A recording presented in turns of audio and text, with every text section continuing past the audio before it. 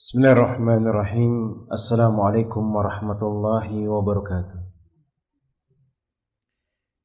Alhamdulillahilladzi bini'matihi tatimmu shalihat. Segala puja dan puji syukur senantiasa kita ucapkan kepada Allah Rabbul Alamin, yang mana dengan nikmat yang diberikan oleh Allah Jalla Jalaluh maka sempurnalah kebaikan-kebaikan. Wa nashhadu an la ilaha illallah wahdahu la syarika lah, lahul mulku wa lahul hamdu wa huwa ala kulli syai'in qadir.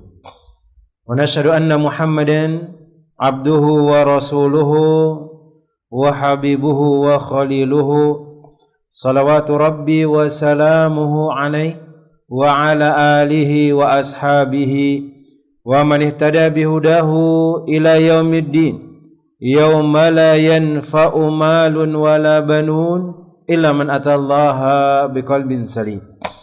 Kemudian kita senantiasa meningkatkan ketakwaan kepada Allah Jalla Jalaluh, meningkatkan kualitas beribadah kepada Allah Rabbul Alamin, karena di antara cara mensyukuri nikmat Allah Jalla Jalaluh adalah memperbaiki ibadah, kemudian memperuntukannya hanya kepada Allah Tabaraka wa Ta'ala. Kemudian salawat beriring salam senantiasa kita ucapkan kepada Nabi kita Muhammad bin Abdullah sallallahu alaihi wasallam. Allahumma salli wa sallim wa zid wa barik wa an'im ala sayyidina wa maulana Muhammad bin Abdullah sallallahu alaihi wasallam.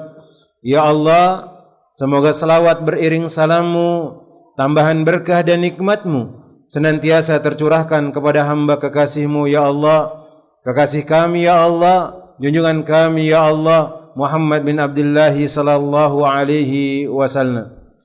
Jemaah yang semoga dirahmati oleh Allah Tabaraka wa Ta'ala, untuk mendapatkan keluarga yang bahagia dan bisa masuk ke dalam surga Allah Rabbul Alamin, maka di sana dibutuhkan seorang pemimpin yang senantiasa menjaga anak-anaknya dan keluarganya dari api neraka.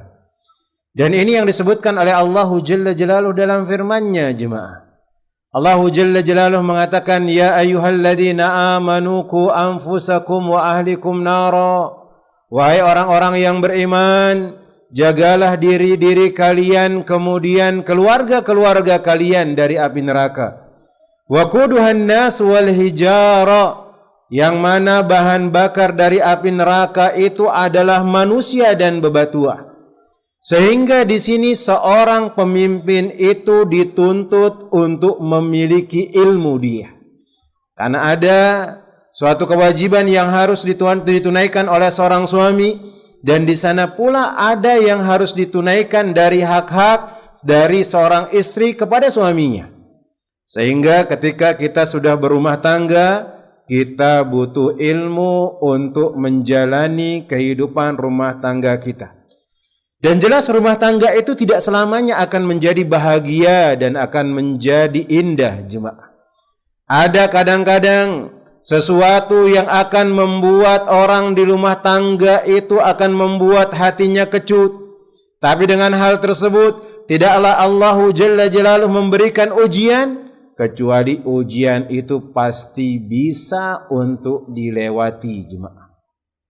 Maka seorang yang telah berkeluarga, jemaah, dia harus bisa senantiasa menintrospeksi dirinya, kemudian membuat keluarganya menjadi keluarga yang sakinah, mawaddah, warahmah.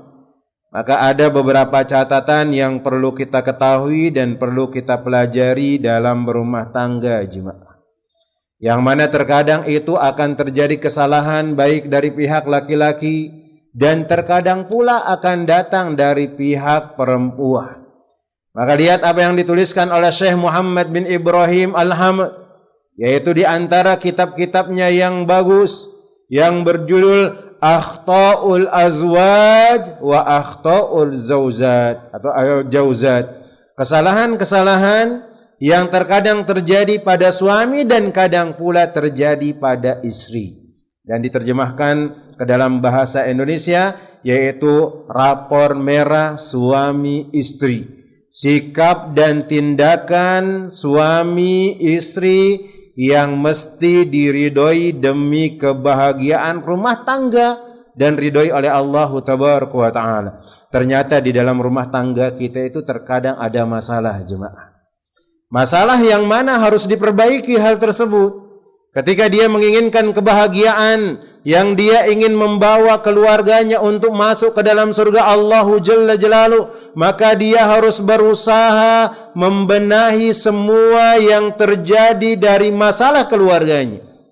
Maka di antara kesalahan-kesalahan suami, jemaah, yang sang suami harus memperbaiki dirinya, yang berikutnya yang disebutkan oleh Syekh Muhammad bin Ibrahim Al-Hamad, bersifat kikir terhadap suami, bersifat kikir terhadap istri. Padahal hal ini adalah sesuatu yang dilarang oleh Allah Tabaraka wa Ta'ala. Tetapi di sana ada orang-orang atau seorang laki-laki atau suami yang dia memiliki tipikal kikir dan bahkan mempersempit pemberian nafkah kepada istrinya.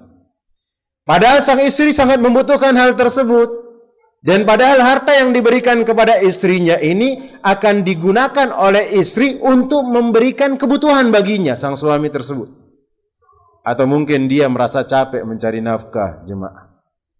Padahal Allah Jalla Jalaluhu mengatakan laki-laki itu lebih istimewa daripada perempuan karena apa yang dia infakkan dari hartanya, dan ketika dia menikah, kewajiban memberi harta itu atau memberi nafkah kepada keluarganya akan menjadi fardu ain yang dia menjadi tanggungannya. Maka ketika dia tidak mau memberikan nafkah kepada istrinya, maka dia dicap berdosa oleh Allah Tabaraka wa Ta'ala dan oleh Rasulullah sallallahu alaihi wasallam. Di antara para suami ada yang bersifat kikir terhadap istrinya dengan hanya memberikan nafkah yang bersifat wajib saja. Ya sudah, ini duit untuk membeli sayur, itu saja dikasihkan untuk beli sayur. Padahal dia tidak menyangka atau dia tidak mengira ada kebutuhan-kebutuhan yang lainnya. Dia sudah punya anak, anaknya itu butuh susu misalnya, anaknya itu butuh pampers, tapi yang diberikan yang cukup untuk istrinya saja. Tapi kepada orang lain dia sangat dermawan, dan itu sering terjadi kepada kita, jemaah. Terkadang kepada keluarga kita itu sangat kikir sekali kita, jemaah. Memberikan kepada istri, memberikan kepada anak, tapi kalau teman-temannya datang, teman-temannya yang tidak jelas, bahkan teman-temannya yang memiliki sifat-sifat yang buruk, dia dengan mudah memberikan harta kepada sahabat, temannya, dan yang lainnya, jemaah. Dia mungkin menyangka, jemaah, kebaikan itu hanya ketika memberikan teman-teman dekatnya itu untuk hartanya atau mengeluarkan apa yang ada pada dirinya. Dia menyangka itu adalah menyambung tali silaturahmi, jemaah. Padahal menyambung tali silaturahmi itu adalah menyambung hubungannya dengan istrinya, menyambung hubungannya dengan anaknya, dan seterusnya. Maka menggunakan hartanya dalam hal yang tidak benar, menggunakan hartanya dalam hal-hal yang ada jalan merusak, maka itu diharamkan oleh Allah Tabaraka wa Ta'ala. Maka jemaah yang semoga dirahmati oleh Allah Tabaraka wa Ta'ala, seorang suami dia tidak boleh pelit kepada istrinya, apalagi mencakup atau berkaitan dengan kebutuhan istrinya atau kebutuhan rumah tangganya, jemaah. Maka terkadang terjadi hal tersebut, rumah tangga itu dirundung dengan kesedihan, jemaah. Bahkan diliputi dengan awan kesengsaraan dengan sebab suami pelit dan mempersempit dalam memberi nafkah. Iya, kita irit itu boleh, jemaah. Kita menghitung-hitung kebutuhan itu boleh, jemaah. Tapi ingat, ketika kita berbuat baik kepada istri kita, ketika kita berbuat baik kepada keluarga kita, itu akan kembali menjadi pahala kita. Karena duit yang kita simpan itu tidak akan kita bawa untuk menghadap Allah Rabbul Alamin mati. Tidak ada orang mati dikasihkan duit di sana. Ditanam tuh duit di kuburannya. Lah, jemaah. Tetapi apa yang kita berikan kepada keluarga itu yang akan membuat kita bahagia di depan Allah Jalla Jalaluhu. Bahkan kata Rasulullah sallallahu alaihi wasallam, Suapan nasi yang kita angkat di tangan kita, kemudian kita suapkan di bibir istri kita, jemaah. Apa kata Rasulullah sallallahu alaihi wasallam? Ata luqmatan tad'u fi imra'atika sadaqah. Bahkan makanan itu yang engkau ambil, kemudian engkau suapkan, engkau berikan kepada istrimu, itu adalah sedekah. Maka jangan sampai seorang istri dan anak-anak kita itu melewati hari demi harinya dengan rasa lapar, jemaah. Dengan rasa kekurangan dari apa yang harus dia butuhkan. Bahkan terkadang kita pelit dengan istri kita, baju yang dipakai itu sudah bertahun-tahun masih ada. Bahkan kita menginginkan nih jemaah. Bagi seorang suami ingin melihat istrinya cantik, ingin melihat istrinya itu indah di depannya jemaah. Tapi bajunya nggak pernah diganti jemaah. Istrinya. Ada istrinya yang sudah mulai robek-robek ketiaknya jemaah. Biasa aja suami. Ada yang istrinya yang sudah kerak bajunya, sudah berlubang-lubang. Biasa aja suami. Padahal istri itu walaupun dia sudah mendapatkan engkau wahai suami, dia butuh mempertahankan suaminya. Karena banyak di luar sana yang ingin mengambil kita jemaah. Banyak di luar sana yang ingin mengambil kita jemaah. Maka seorang suami dia harus memberikan hak dan kewajibannya kepada seorang istri. Di antaranya adalah dia tidak boleh kikir, dia tidak boleh pelit kepada istrinya tersebut. Kemudian jemaah yang semoga dirahmati oleh Allah Tabaraka wa Ta'ala. Maka oleh karena itu di antara hak seorang istri yang harus ditunaikan oleh suami adalah hendaknya sang suami memberi nafkah kepada istrinya secara ma'ruf. Dan yang dimaksudkan dengan nafkah di sini adalah suatu yang wajib diberikan oleh seorang suami kepada istrinya. Di antaranya tempat tinggal, engkau harus memberikan tempat tinggal yang layak jemaah. Ketika kita menjabat tangan tu mertua kita, kemudian kita mengatakan saya terima nikahnya fulana binti fulan dengan mas kawin sekian, itu tanggung jawab itu sangat besar jemaah. Maka menikah itu bukan hanya sekedar main-mainan. Menikah itu adalah tanggung jawab yang besar yang mana Rasulullah sallallahu alaihi wasallam mengatakan kullukum ra'in wa kullukum mas'ulun an ra'iyati. Semua kalian itu pimpinan yang mana pimpinan itu akan dipertanggungjawabkan. Wa rajulun ra'in ala ahlihi. Dan seorang laki-laki itu adalah ra'in, pimpinan, dan akan diminta pertanggungjawabannya, dan dia ada pimpinan bagi keluarganya. Kemudian diberikan dia makanan jemaah, biaya untuk kepentingan anak-anaknya, kemudian pakaiannya juga harus dibelikan dia. Jangan sampai kita laki-laki Masya Allah, apalagi orang sudah mulai umur 40 tahun jemaah, yang mana sudah mulai datang pubernya yang kedua misalnya, Masya Allah laki-laki itu pakaiannya bagus, necis dan yang lainnya, sudah mulai menyemir rambutnya dengan warna-warna yang berbeda karena sudah mulai tumbuh ubannya, dia pengen dilirik oleh orang lain jemaah, seperti itu. Tapi dia tidak menjaga istrinya jemaah. Dia tidak menunaikan haknya, dia tidak peduli dengan penampilan istrinya, maka ini adalah dilarang oleh Allah Tabaraka wa Ta'ala. Kemudian dia juga harus menjaga kesehatan istrinya, jemaah.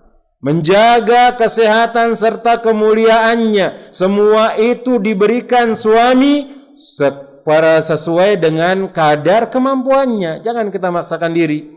Maka kita sebagai suami ya kita dapat duit, atau mungkin kita dapat fulus sekian dalam satu bulan, maka berikan yang sesuai, yang cukup bagi istri kita jemaah.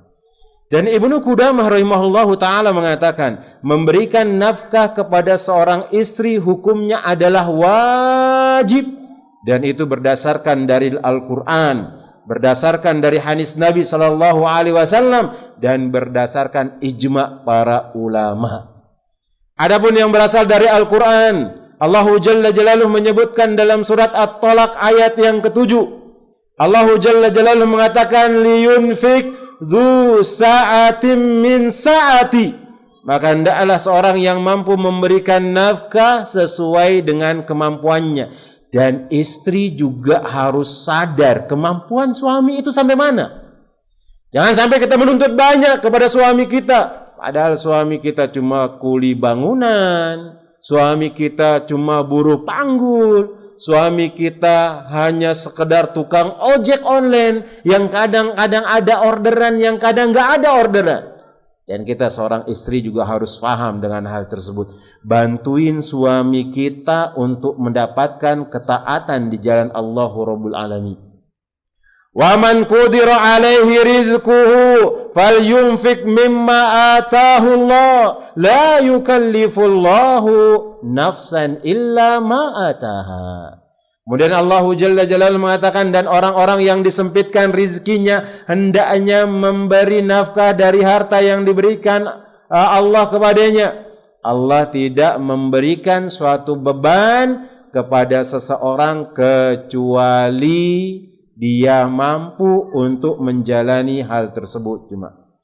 Kemudian Allah Rabbul Alamin menyebutkan juga dalam surat Al-Ahzab ayat yang ke-50, apa kata Allah Tabaraka wa Ta'ala, qad alimna ma faradna alaihim fi azwajihim wa ma malakat aymanuhum. Sesungguhnya kami mengetahui, kata Allah Tabaraka wa Ta'ala, apa yang kami wajibkan kepada mereka tentang istri-istri mereka dan hamba sahaya yang mereka miliki. Ini kewajiban memberi nafkah, jemaah.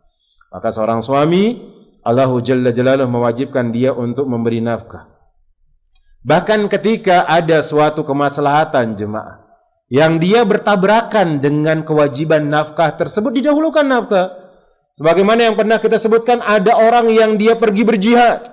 Disebutkan oleh Syekh Abdul Azim bin Badawi Al-Khalafi hafizahullah ta'ala dalam kitabnya Al-Wajiz. Apa kata beliau di sana? Di antara syarat wajibnya orang bisa berjihad, dia harus memiliki kemampuan, jemaah.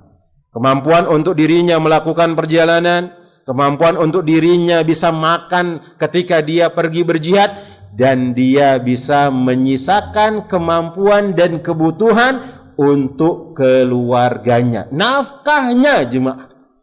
Maka kalau ada orang pergi berjihad kemudian dia tidak bisa memberikan nafkah kepada istrinya, enggak boleh dia pergi berjihad, jemaah, enggak wajib baginya.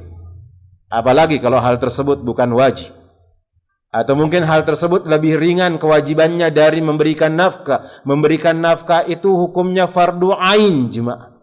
Kemudian ada orang-orang dari teman-teman kita, jemaah, yang dia meninggalkan keluarganya, enggak peduli keluarganya ini makan atau minum, dan dia ingin keluar untuk berdakwah di jalan Allah Rabbul Alamin. Itu enggak boleh, jemaah. Kita keluar pergi berdakwah itu hukumnya adalah fardu kifayah. Ketika ada orang yang sudah mengerjakan hal tersebut, gugur kewajiban kita, jemaah. Sampai ada yang keluar sampai setahun, ada yang keluar 3 bulan, ada yang keluar 4 bulan, ada yang keluar sebulan. Ditanya, apa yang disisakan bagi keluarga engkau? Apa katanya dengan mudahnya, dan dia mengikuti apa yang diucapkan oleh Abu Bakar, padahal Abu Bakar memiliki usaha yang banyak, jemaah. Apa katanya? Saya tinggalkan Allah dan Rasulnya bagi anak dan istri saya. Ya, antum tinggalkan Allah dan Rasulnya, tapi kita enggak berusaha untuk mencarikan nafkah bagi mereka. Apa yang dia makan? Mereka bisa meminta-minta kepada tetangga, dan itu adalah hukumnya haram, dan engkau akan disiksa dengan hal tersebut, jemaah. Kemudian lihat apa kata Rasulullah sallallahu alaihi wasallam dalam hadis tentang masalah ini. Diriwayatkan dari Jabir bin Abdullah radhiyallahu taala anhu bahwasanya Nabi sallallahu alaihi wasallam pernah berdiri di depan manusia berkhutbah. Beliau mengatakan, ittaqullaha fin nisa, maka bertakwalah kalian kepada Allah dalam urusan wanita. Fa innahunna awanin indakum wa akhadtum hunna bi amanatillah. Apa kata Rasulullah sallallahu alaihi wasallam? Mereka adalah tawanan di sisi kalian. Kalian telah mengambil mereka dengan amanah dari Allah Rabbul Alamin. Wastahlaltum furujahunna bi kalimatillah, dan bahkan kalian telah menghalalkan kemaluan-kemaluan mereka dengan kalimat Allah, yaitu menikahi dia. Yang awalnya adalah hal tersebut adalah haram. Setelah kita ijab kabul, semuanya dihalalkan oleh Allah Tabaraka wa Ta'ala. Walahunna alaikum rizquhunna wa kiswatuhunna bil ma'ruf. Tapi ingat, Ada kewajiban yang harus kalian tunaikan untuk mereka. Di sana ada nafkah yang kalian harus berikan. Ada pakaian yang kalian harus pakaikan di tubuh mereka. Dan itu dengan cara yang ma'ruf. Jangan kasihkan mereka dari cara yang diharamkan oleh Allah. Jangan kasihkan sesuatu masuk ke dalam tubuh mereka, sesuatu yang haram, jemaah. Dan itu dilarang oleh Rasulullah sallallahu alaihi wasallam, karena sejatinya kita sebagai pemimpin harus membawa keluarga kita masuk ke dalam surga. Adapun ijma' para ulama telah bersepakat, jemaah, atas wajibnya seorang suami memberikan nafkah kepada sang istri jika mereka telah balik.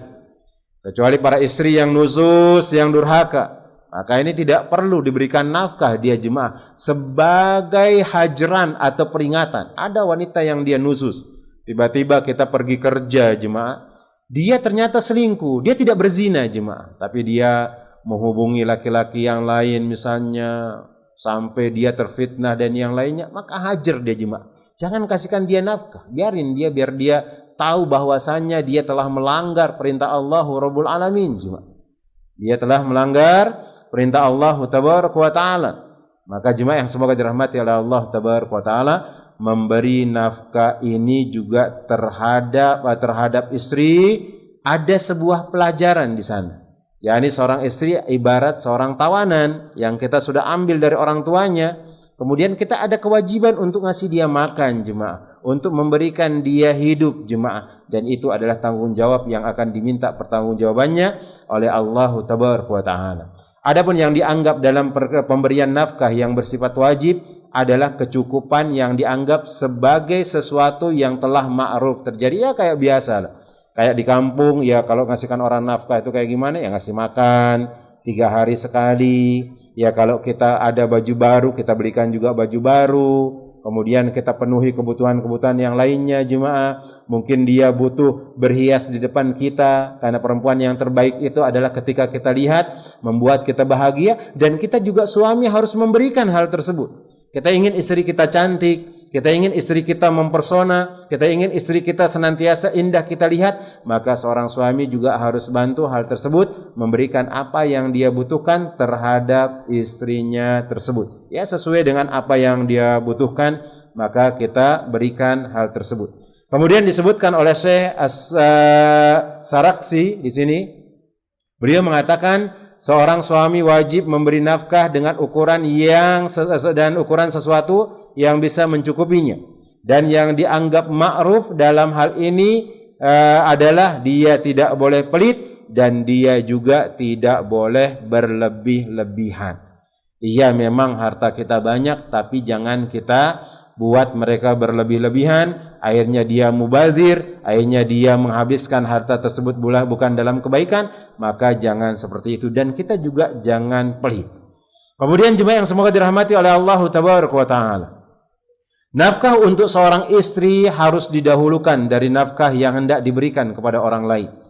Dan ini merupakan masalah yang telah banyak dilalaikan oleh manusia. Terdapat ada hadis yang berasal dari Abu Hurairah radhiyallahu taala anhu, bahwasanya Nabi sallallahu alaihi wasallam pernah bersabda.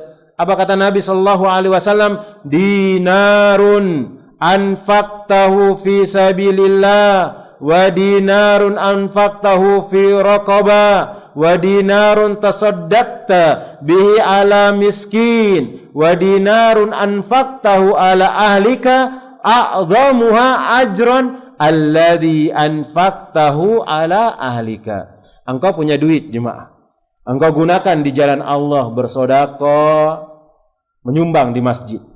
Engkau punya duit, engkau memerdekakan budak. Engkau punya duit, engkau berikan orang-orang miskin dengan harta tersebut. Engkau berikan orang-orang yang tidak mampu dengan harta tersebut. Ternyata yang lebih baik itu adalah kita memberikan 1 dinar yang seharusnya kita sumbang di masjid, yang seharusnya kita mau kasihkan orang miskin. Yang baik itu adalah 1 dinar yang engkau miliki itu engkau berikan ke keluargamu. Dan itu adalah sebesar atau yang paling besar pahalanya, yaitu memberikan infak kepada keluarga kita, jemaah. Jangan sampai kita berbuat baik kepada orang lain tapi keluarga kita sengsara dan mereka tidak diperhatikan dan yang lainnya. Kemudian demikian pula ada hadis yang berasal dari Jabir bin Abdullah radhiyallahu taala anhu, bahwasanya Nabi sallallahu alaihi wasallam berkata kepada seorang laki-laki. Apa kata Nabi sallallahu alaihi wasallam?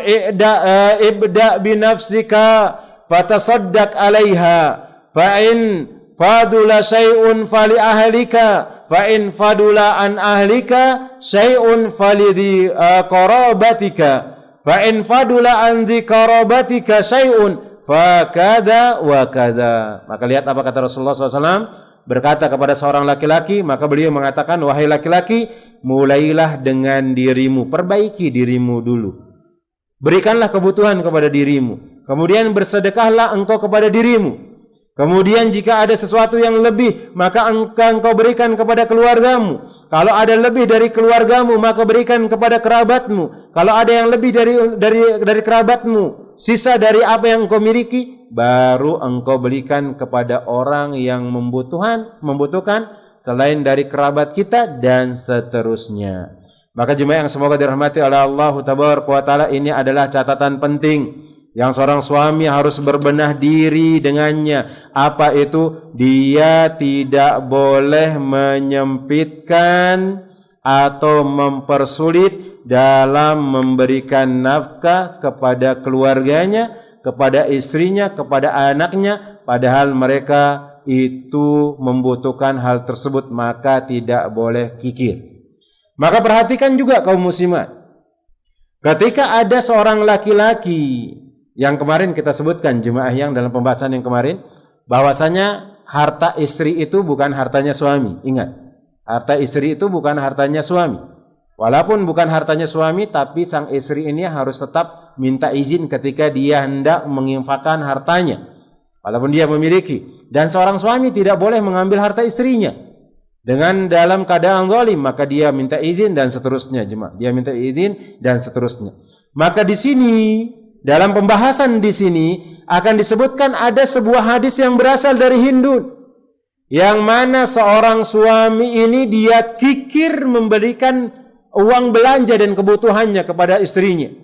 Maka Hindun ini pun datang kepada Nabi sallallahu alaihi wasallam. Dia mengeluhkan Abu Sufyan, dan dikatakan Abu Sufyan ini sangat pelit sama istrinya, jemaah. Dia sangat pelit sama istrinya. Bahkan dia mengatakan, ya Rasulullah, anna Abu Sufyan rajulun bakhilun sakhiyun. Dia adalah laki-laki yang sangat pelit, wahai Rasulullah.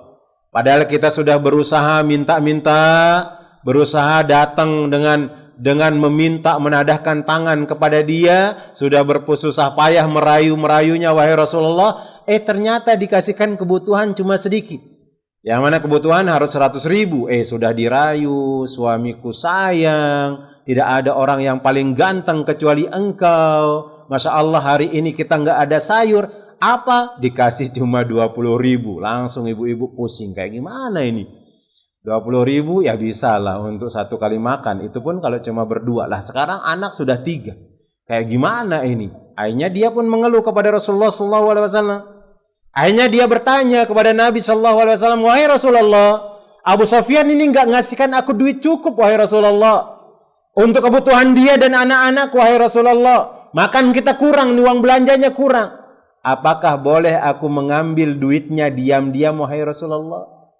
Apakah boleh aku mengambil duitnya diam-diam, wahai Rasulullah? Maka Nabi SAW mengatakan, khudhi min malihi bil ma'ruf ma yakfiki wa yakfi baniki. Rasulullah SAW mengatakan, silakan engkau ambil dari harta suamimu dengan ma'ruf, sekedarnya yang bisa mencukupi kebutuhanmu dan anak-anakmu. Dan seharusnya kita suami ini, Masya Allah, harus paham dengan hal tersebut. Kita ngelihat istri kita itu di rumah sudah membantuin kita segala hal, jemaah.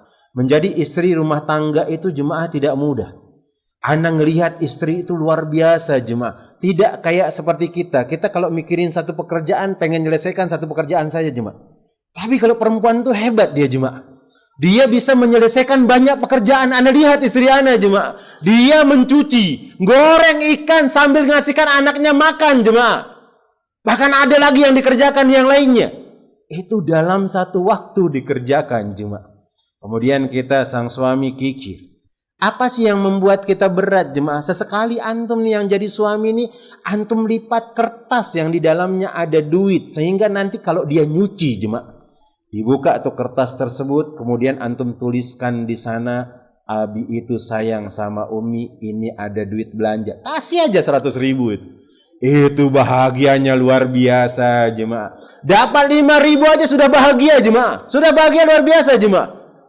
Sudah bahagia luar biasa. Sebenarnya yang membuat dia bahagia juga kadang-kadang kata-kata kita. Kadang kalau kita langsung ngomong ke dia itu biasa-biasa aja jemaah. Tapi kalau antum lipatkan ada yang merah di sana jemaah. Nah, karena memang yang disukai istri itu yang merah-merah jemaah. Nah, lipatkan kemudian taruhkan duit di sana. Taruhkan duit, kemudian antum lipat dengan kertas, kemudian tuliskan di sana. Istriku, suamimu minta maaf selama ini. Ana cuma bisa ngasihkan 100.000. Itu Masya Allah luar biasa jemaah. Ana pernah melakukan hal tersebut jemaah. Bahagianya luar biasa jemaah. Nah, cuma dikasihkan 50.000 aja di saku itu jemaah. Luar biasa bahagianya jemaah. Luar biasa. Kita ngelihat istri bahagia itu jemaah, bahagia rasanya jemaah. Maka berikan yang lebih kalau bisa. Kemudian jemaah yang semoga dirahmati oleh Allah Tabaraka wa Ta'ala. Dalam permasalahan yang lainnya jemaah. Ketika ada seorang suami yang dia mengalami kefakiran yang sangat luar biasa jemaah. Sehingga dia sulit berbagi nafkah kepada istri dan anak-anaknya. Maka ternyata dalam kondisi seperti itu dibolehkan istri itu minta cerai jemaah. Boleh ternyata. Ketika ada seorang suami yang dia harus menjadi tanggung jawabnya, dia nggak bisa memberikan nafkah lagi kepada istri, kepada anak-anaknya. Tidak bisa dia. Maka, tapi ini bukan solusi jemaah. Ini adalah sebuah hukum yang ternyata dibolehkan dalam agama Islam. Apa itu? Bolehnya seorang istri meminta cerai ketika suaminya itu tidak mampu memberikan nafkah jemaah. Tetapi ketika dia bersabar bersama suaminya, kemudian mungkin dia bisa meminta izin untuk melakukan pekerjaan, yang mana pekerjaan itu adalah pekerjaan yang bukan diharamkan oleh Allah. Kemudian yang lainnya, maka itu lebih utama. Tapi disebutkan bahwasanya ini dibolehkan dalam syariat Islam. Tapi di sana pula ada pendapat ulama yang lainnya tidak sepakat dengan hal ini. Tidak sepakat dengan hal ini. Ada yang menyebutkan bahwasanya ini adalah tidak dibolehkan. Masa gara-gara dunia dia ingin berpisah dengan suaminya, maka silakan dia membantu suaminya untuk memenuhi kebutuhan-kebutuhan yang dia bisa berikan kepada istrinya. Kemudian seandainya kalau ada istri minta untuk bekerja jemaah. Ini sang suami tiba-tiba ada istri minta bekerja. Dan pekerjaan itu ternyata pekerjaan yang halal. Dan pekerjaan yang tidak ada keharaman di dalamnya, tidak ada campur baur antara laki-laki dan perempuan. Semuanya perempuan semua di sana bekerja. Menjahit misalnya perempuan semua, dapat orderan, jahit semuanya perempuan semua di sana.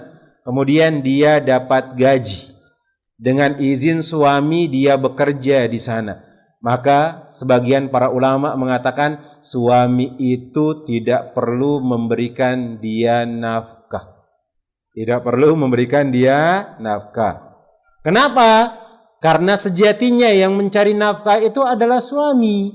Ketika suaminya sudah bisa memberikan nafkah kepada dia, ketika suaminya mampu untuk memberikan kebutuhannya, tapi dia ingin bekerja kemudian diizinkan, maka suami tidak ada kewajiban untuk memberikan dia nafkah. Tapi jelas jemaah, dengan kita memberikan apa yang mereka butuhkan, itu adalah sesuatu yang akan membuat rumah tangga ini menjadi bahagia.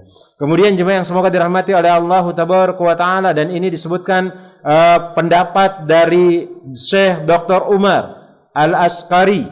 Beliau mengatakan pendapat benar apabila seorang istri bekerja, maka ia tidak berhak mendapatkan nafkah dari suaminya. Karena sang suami mampu melarang istrinya untuk bekerja dan keluar dari rumah. Yang demikian ini adalah hak sang suami. Akan tetapi seorang suami harus memberikan nafkah kepada istrinya. karena ia telah mencurahkan seluruh waktunya untuk sang suami dan tertahan olehnya. Oleh karena itu jika seorang suami atau jika seorang istri bekerja dan berbisnis, sebab yang membuat suaminya wajib untuk memberikan atau sebab yang membuat suaminya ini harus memberikan nafkah kepadanya, maka nafkah itu telah gugur karena dia sudah bekerja dan dia telah minta izin, seharusnya suaminya yang memberikan dia nafkah dan seterusnya. Kemudian di sini jemaah yang semoga dirahmati oleh Allah Tabaraka wa Taala, kesimpulannya adalah wajib bagi seorang suami untuk memberikan nafkah kepada istrinya dengan cara yang ma'ruf, tanpa berlebih-lebihan dan tanpa bersikap pelit. Enggak boleh pelit sama istri jemaah. Sama tetangga kita Masya Allah, sama teman-teman kita Masya Allah, tapi ternyata sama istri itu kita pelit. Kemudian seorang suami enggak boleh ngungkit-ngungkit hal tersebut, pemberiannya, yang dengan hal tersebut bisa menyakiti istrinya jemaah. Itu kewajiban kita jemaah. Kasih duit belanja 100.000 untuk beli sayur, jangan itu terus disebut tiap hari. Kan sudah 300.000, padahal udah 300.000 itu udah habis. Atau mungkin kita memberikan apa hadiah kepada istri kita, jangan hal tersebut diungkit terus oleh sang suami.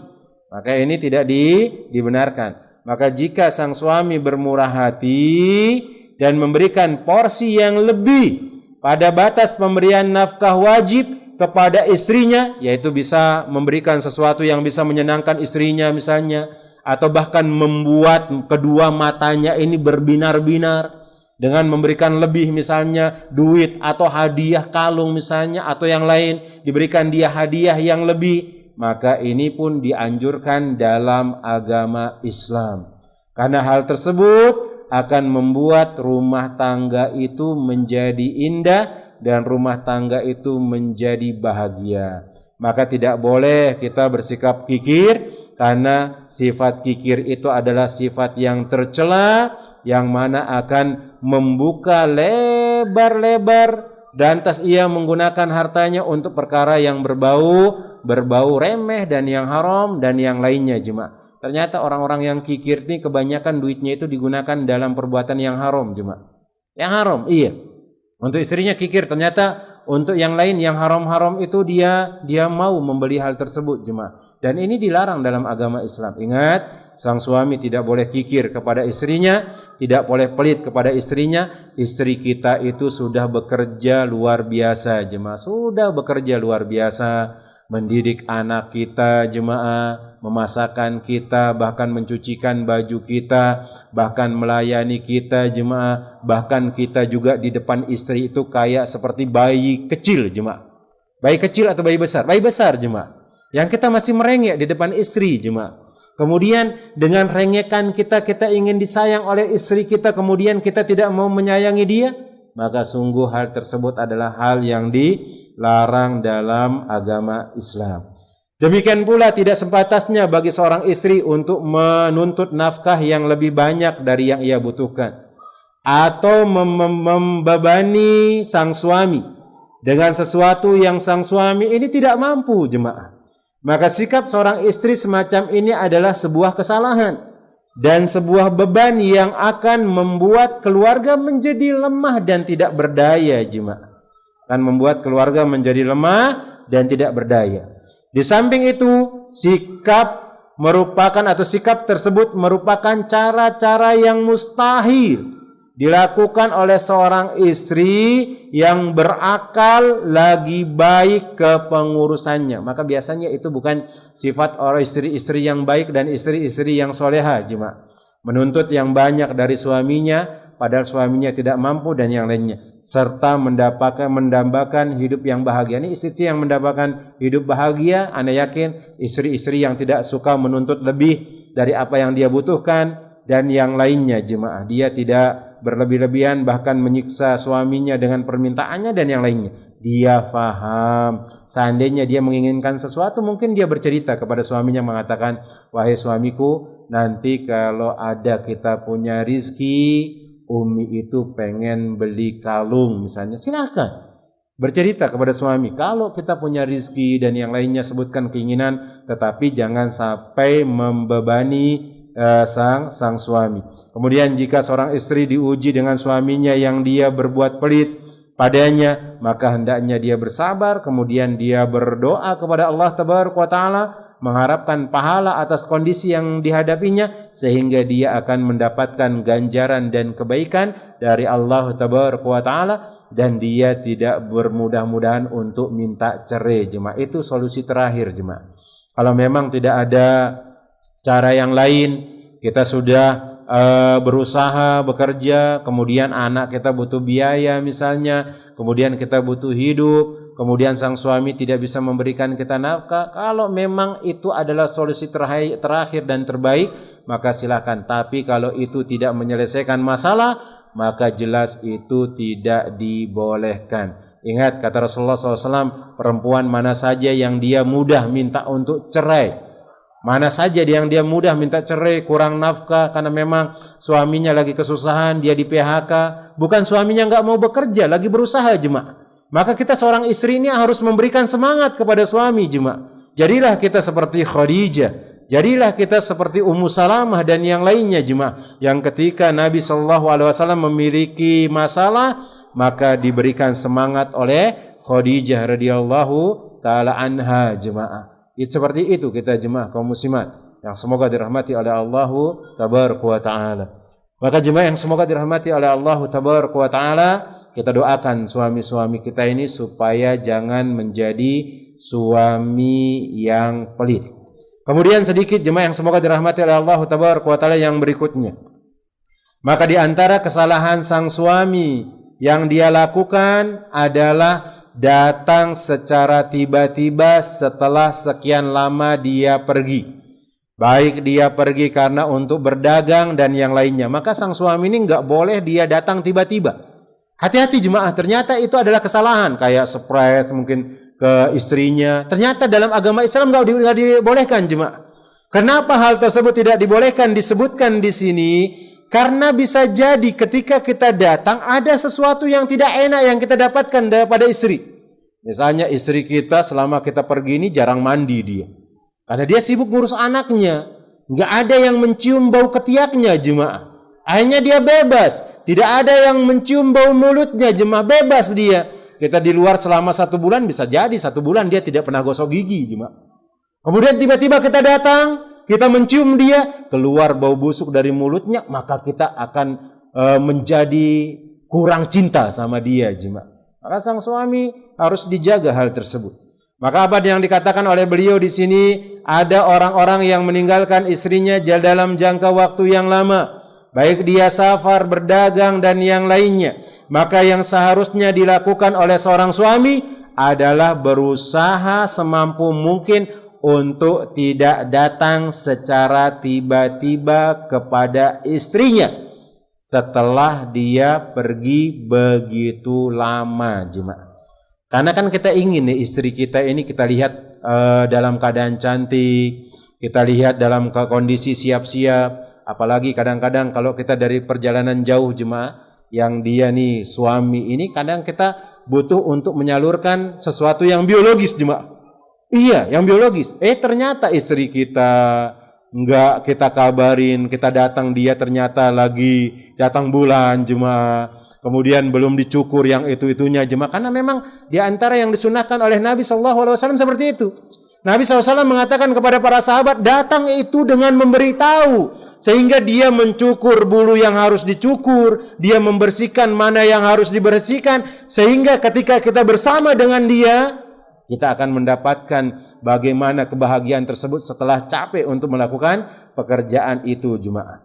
Bahkan di antara asal larangan dalam masalah ini adalah sebuah hadis dari Jabir bin Abdullah radhiyallahu taala anhuma. Ia mengatakan, dahulu kami bersama Rasulullah SAW dalam sebuah perang. Ketika kami kembali ke Madinah, maka kami pun bergegas untuk memasukinya. Maka Rasulullah SAW mengatakan, amlihu la tadkhulu lailan, yakni isya hatta tamtasito sa'ithahu atau sa'ithatu wa tastahidda al-mughibatu. Beliau mengatakan, jangan kalian masuk dulu di malam hari, maksudnya langsung pulang ke rumah, hingga wanita-wanita yang kusut rambutnya itu dia sisir. Kemudian istri-istri yang ditinggal pergi suaminya mencukur bulu-bulu kemaluannya. Itu disebutkan oleh Nabi SAW, jemaah. Sehingga ketika kita datang nih, kita akan merasa bahagia. Dan tujuan hal tersebut untuk memelihara rasa cinta sang suami kepada istrinya agar tetap kuat. Dan supaya sang suami tidak melihat beberapa keburukan istrinya atau sesuatu yang bisa mengurangi aura kecantikannya, jemaah. Kadang ada sang suami ini suka kalau rambut istrinya itu lurus dan rapi. Pas pulang kejutan masih kusut-kusut. Ada sang suami juga senang istrinya berhias. Datang ke sana, Masya Allah, rumah masih berantakan. Anak-anak lagi main.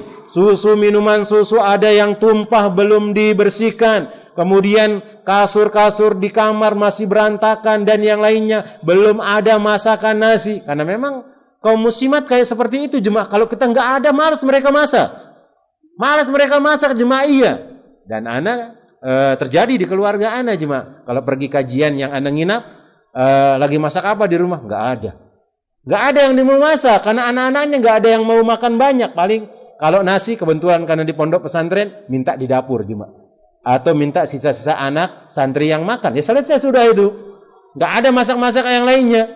Tiba-tiba kita datang, jemaah, kita dalam perut lapar, kita nggak ngasih tahu. Sudah mulai itu. Udah capek ngelihat nggak ada makanan di rumah, lagi lapar-laparnya, naiklah emosi. Karena Rasulullah SAW menyebutkan hendaknya seorang istri itu menjaga dua hal dari suaminya. Jaga tidurnya dan jaga perutnya. Kalau sudah suami capek, dia lagi istirahat, tenangkan anak-anak kita biar suami kita ini istirahat, jemaah. Dia sebisanya, tapi ada suami Masya Allah, walaupun dia capek, ada anak-anaknya berbahagia dan hilang capeknya, jemaah. Kemudian yang berikutnya, tenangkan perutnya, jemaah. Karena orang kalau lagi lapar, orang lagi keroncongan perutnya itu akan mudah marah dia, jemaah. Melihat ada yang berantakan, marah. Lihat istrinya belum mandi, kusut-kusut, marah. Dan itu yang dilarang dan itu yang dijaga oleh Allah Tabaraka wa Ta'ala dan Rasulnya, jemaah. Maka kalau mau datang itu ngabarin dulu. Kemudian disebutkan pula dalam sebuah riwayat dari Imam Bukhari, idza atala ahadukum al-ghibata fala yatruk ahlahu lailan. Jikalau salah seorang di antara kalian telah lama pergi, kata Nabi sallallahu alaihi wasallam, maka tidak boleh dia kembali datang ke keluarganya dalam keadaan malam hari. Enggak usah datang ke sana. Kemudian dalam hadis ini terdapat dalil tentang disunahkannya untuk tidak tergesa-gesa bagi seseorang yang hendak datang kepada keluarganya hingga keluarganya tahu akan kedatangan sebelum ia sampai ke rumah, sehingga istri itu bisa mempercantik dirinya dan menyiapkan segala sesuatu yang dibutuhkan oleh suami. Karena terkadang istri berpenampilan tidak pantas ketika ia sedang sendiri. Dan ini memang benar, jemaah. Dan terkadang pun seorang istri sedang sibuk dengan beberapa pekerjaan rumahnya, sehingga dia pun mengabaikan untuk merias dirinya dan mempersiapkan dirinya guna berjumpa dengan suaminya. Itu, jemaah. Dia belum mandi, masih ada bau-bau di ketiaknya dan yang lainnya. Maka jemaah yang semoga dirahmati oleh Allah Tabaraka wa Ta'ala, seorang suami tidak boleh datang tiba-tiba kepada istrinya. Karena bisa jadi hal tersebut itu bisa menjadi pemicu ketidaksukaan dan mengurangi rasa cinta suami kepada istrinya. Hati jemaah. Maka sang suami terus mengabarkan kepada istrinya, dan memang itu adalah suatu kebahagiaan. Ketika sudah ditinggalkan lama oleh sang suami, kemudian kita kabarin, Umi, hari ini anak pulang. Itu akan membuat istri kita itu bahagianya luar biasa, jemaah. Dan disebutkan pula oleh Ibnu Hajar rahimahullahu taala di dalam syarah hadis tersebut menjelaskan, ketika seorang suami keluar rumah untuk menyelesaikan urusannya di siang hari dan kembali di malam hari, maka tidak perlu dia maka dia tidak perlu untuk memberitahu keluarganya. Ini kalau dia pulang biasanya siang. Ya seperti dia pergi bekerja ke perusahaan jemaah. Kita sudah tahu dia pulang siang, jam sekian suami kita siang, maka kita nggak perlu ngabarin, itu pun nggak apa-apa karena mereka sudah tahu. Maka kesimpulannya di sini tidak seharusnya bagi seorang suami untuk mengejutkan sang istri ketika dia datang dari pergian lama, karena perbuatan itu dilakukan dalam rangka mengikuti sunnah jemaah. Maka di antara sunnah Nabi itu memerintahkan kita ngabarin istri dulu baru kita pulang, supaya mereka menyiapkan dirinya dan yang lainnya. Dan sekarang di zaman ini Masya Allah segala sesuatu mudah untuk mengabari istri kita. Kita bisa mengontak dia, kemudian menelpon dia, kemudian memberikan kabar dengan yang lainnya, sehingga mereka akan bersiap-siap dengan hal tersebut dan membuat sang suami bahagia dan akan menjadikan rumah tangganya menjadi rumah tangga yang senantiasa diridhoi oleh Allah Tabaraka wa Ta'ala, dan tidak ada terjadi masalah baik cekcok ataupun kurang cinta kepada sang istri. Wallahu ta'ala alam bisawab. Maka ini yang dapat kita sampaikan pada kesempatan sore hari yang berbarokah ini jemaah. Yang pertama, di antara kesalahan yang perlu diperbaiki oleh seorang suami, tidak boleh dia bersifat kikir terhadap sang istri, maka dia berikan apa yang dia mampu dari nafkah. Kemudian yang kedua, hendaknya sang suami itu tidak datang tiba-tiba setelah sekian lama dia pergi, sehingga kita mendapati istri kita dalam keadaan cantik, kita mendapati istri kita dalam keadaan bersiap-siap untuk menemani kita, untuk memberikan kebahagiaan kepada kita, karena perempuan itu yang membuat bahagia itu, kata Nabi sallallahu alaihi wasallam, adalah idza ra'aitaha sarratka. Kalau engkau melihat dia dan engkau merasa senang dan bahagia dengan hal tersebut. Dengan apa bisa membuat kita bahagia? Ya dengan dia persiapan, dia mempercantik dirinya, dia mandi dan yang lainnya, sehingga akan membuat rumah tangga itu menjadi harmonis, akan membuat rumah tangga itu menjadi langgeng, dan bahkan menjadikan rumah tangga kita sebagaimana yang dikatakan oleh Nabi sallallahu alaihi wasallam, baiti jannati, rumahku adalah surgaku, karena ada kenyamanan, ada kebahagiaan di rumah tangga tersebut. Wallahu ta'ala alam bisawab. Mungkin ini yang dapat kita sampaikan. Mungkin kalau ada pertanyaan, tafadhol jemaah.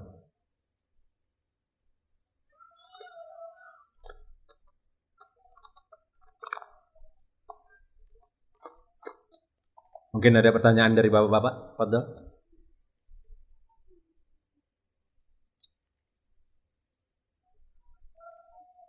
Nah. Oh, Masya Allah. Nah, di sini ada beberapa pertanyaan. Bismillah, bagaimana arahan Allah dan Rasulnya kepada suami tentang nafkah untuk istri yang bekerja dengan pendapatan lebih besar dari istrinya? Oh, suami istrinya kerja juga ini cuma. Kalau ada orang yang dia bagaimana arahan Allah dan Rasulnya kepada suami tentang nafkah untuk istri yang bekerja dengan pendapatan, oh istrinya ini dia pekerjaannya lebih jemaah pendapatannya. Maka kita katakan tadi sebagaimana yang disebutkan oleh Syekh Muhammad bin Ibrahim Al-Hamad di sini, kalau ada istri itu minta izin kerja, kemudian dia dapat hasil dari kerjanya tersebut, beliau menyebutkan di sini ada dua pendapat. Yang pertama itu dia tidak perlu dikasihkan nafkah, karena sejatinya suaminya ini bisa melarang dia untuk tidak kerja, dan yang menjadi tanggung jawab adalah suaminya yang nyari nafkah, bukan istri jemaah. Kita yang laki-laki yang cari nafkah, karena Rasulullah SAW dan Allah pun menyebutkan ar-rijalu qawwamuna 'ala nisa, laki-laki itu lebih kuat atau menjadi pemimpin bagi perempuan. Kenapa? Karena harta yang kita infakkan untuk istri kita, bukan malah istri yang ngasihkan kita nafkah jemaah. Tapi kalau istri yang dia memiliki rezeki banyak, kemarin kita sebutkan, dia punya usaha, kemudian suaminya ini kurang pekerjaannya misalnya, tidak mencukupi kebutuhannya, maka istri ini juga membantu suaminya dan dia tidak boleh pelit. Kemudian di antara suami ada yang memang kurang bersungguh-sungguh dalam berupaya sehingga pendapatannya jauh dari cukup. Bagaimana sikap kesyukuran yang terdapat pada diri istri jemaah? Ya, dikasihkan dia nasihat jemaah.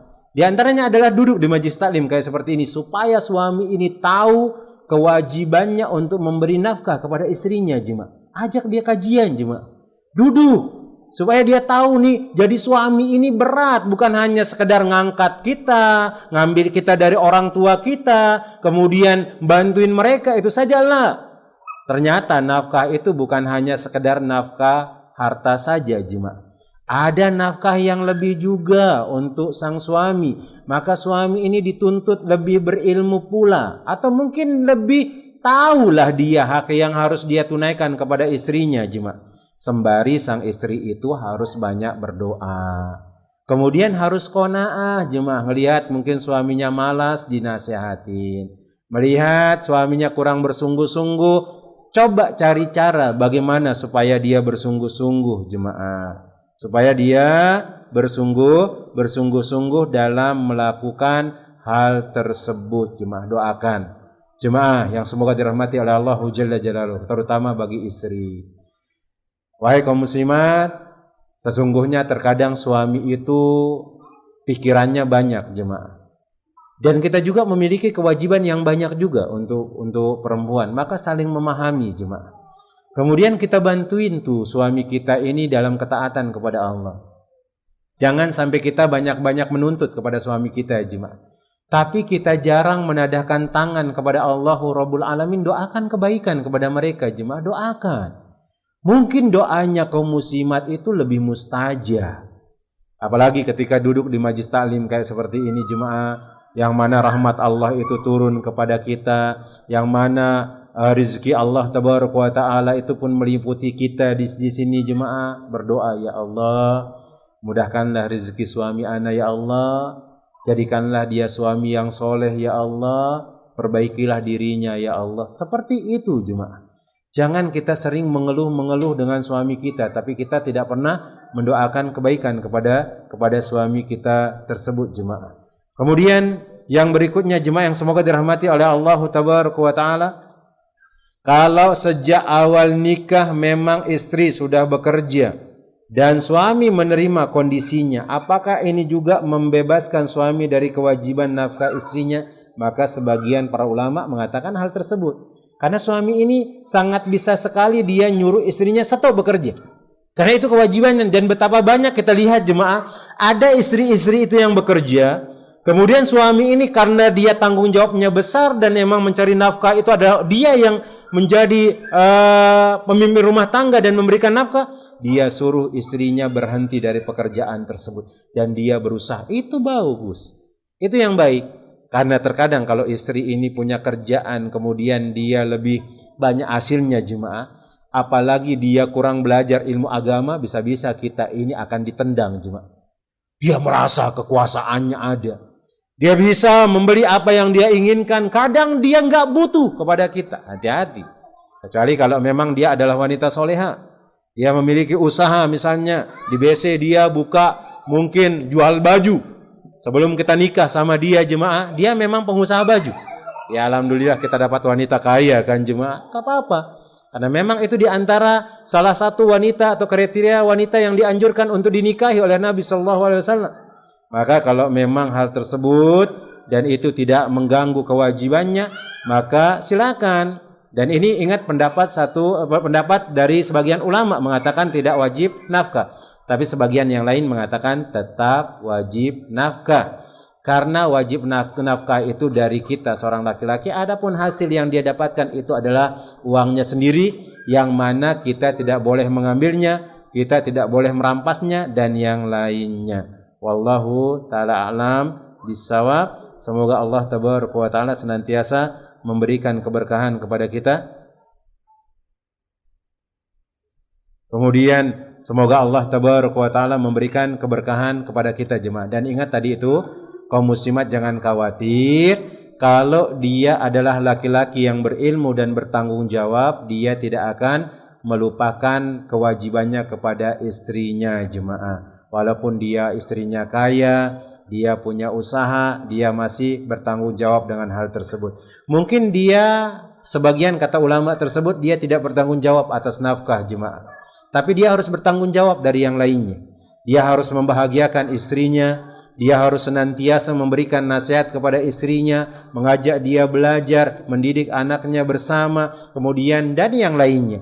Maka ini adalah kewajiban yang lain, yang mana kewajiban suami itu bukan hanya memberikan nafkah. Maka jangan khawatir dengan hal tersebut. Laki-laki yang dia memiliki pendidikan agama walaupun istrinya kaya, maka dia tidak akan pernah melantarkan atau menelantarkan istrinya tersebut, dan dia akan menjadi orang-orang yang bertanggung jawab. Wallahu ta'ala a'lam bishawab. Mungkin ini yang dapat kita sampaikan. Semoga Allah tabaraka wa taala memberikan keberkahan kepada kita jemaah, kemudian membuat keluarga kita keluarga yang bahagia, keluarga yang senantiasa dalam rindungan Allahu Rabbul Alamin. Kita cukupkan dengan doa kafaratul majlis. Subhanakallahumma wa bihamdika asyhadu an la ilaha illa anta astaghfiruka wa atubu ilaik. Summa assalamu alaikum warahmatullahi wabarakatuh.